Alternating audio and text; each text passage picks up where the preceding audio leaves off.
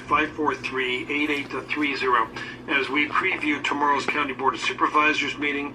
There's going to be a consent agenda item. They'll take that off. They'll discuss it. But they're trying to justify a 3% increase basically for county workers, the line staff, which is fine with me. But then head of the county, the managers, they'll get huge raises, some as high as 23%. My argument is, why not just give everybody 3%? So we'll see what happens there. We're also trying to figure out what is happening with what our county council did in giving Don Ernst, a well-respected, we stress that, well-respected local attorney, giving him work that could have normally just been done by Dan Dow's office. That is going to be discussed tomorrow as well, Karen. Yes, and that will be in closed session. Hopefully we'll get an announcement. You can talk about it before closed session, and then if they take any action, Rita Neal will need to explain it to the public. I'm still hearing from folks after the conversation you and Debbie Pearson and I had last week. I am too. I will tell you one person. First of all, what we talked about was issues with harassment in the county, and Debbie Arnold called in and talked about an issue in the elevator where she was backed into a corner in the back of the private supervisor elevator and yelled at by Bruce Gibson and Adam Hill, who had her trapped in the corner. She told me the yelling was so bad that Adam Hill covered her face in spit. He was so close and so angry, he was leaving his spit on her face. But after that, we also talked about a group of people that has harassed mostly women, and they've gone after anyone that questions certain people on the Board of Supervisors. And I heard from Ernie Delidio, probably the first time in a decade or more. Ernie Delidio, that name takes me back. Ernie Delidio, he was trying to do the ranch out there where their Grossman is now doing it. And remember, when Ernie wanted to do it, they said the Land Use Commission won't let you do it, and you're going to have to pay for a new off-ramp or overpass on the freeway and all this stuff. But then, when Ernie sold, suddenly they all wanted to change the airport land use, and they didn't want the requirements. And the people that had been fighting it before then got on the bandwagon. But one of the interesting things he said was, if you remember, it was Jan Marks and the Copelands that went after him. And then he said they hired Tom Folks, who then there was lies put out that he was having an affair, and they also went after his personal life.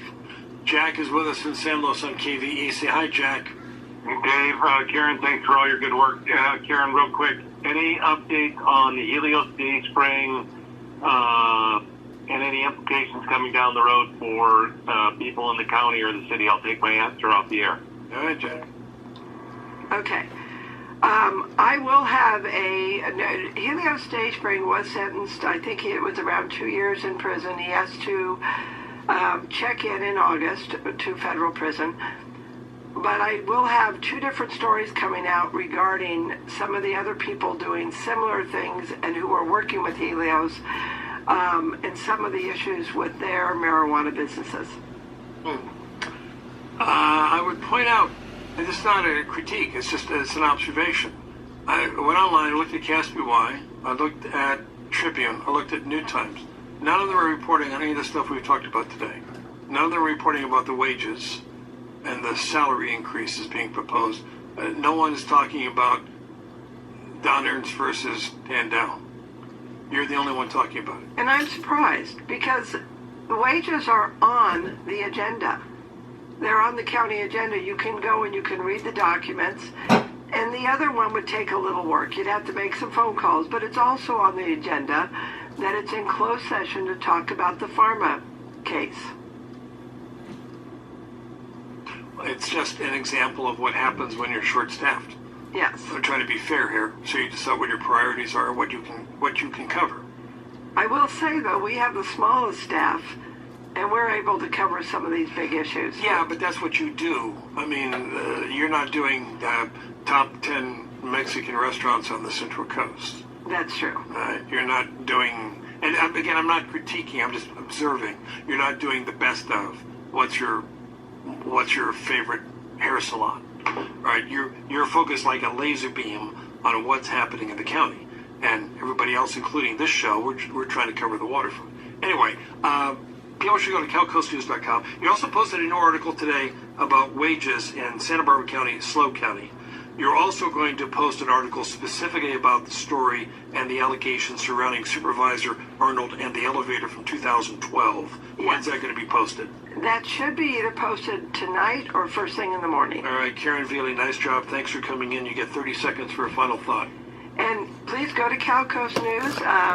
Subscribe to Cal Coast News. We have a subscribe button, and you can help us bring in new reporters. Maybe Rita Neal will shoot some work your way. Would that work? Have you ever met her?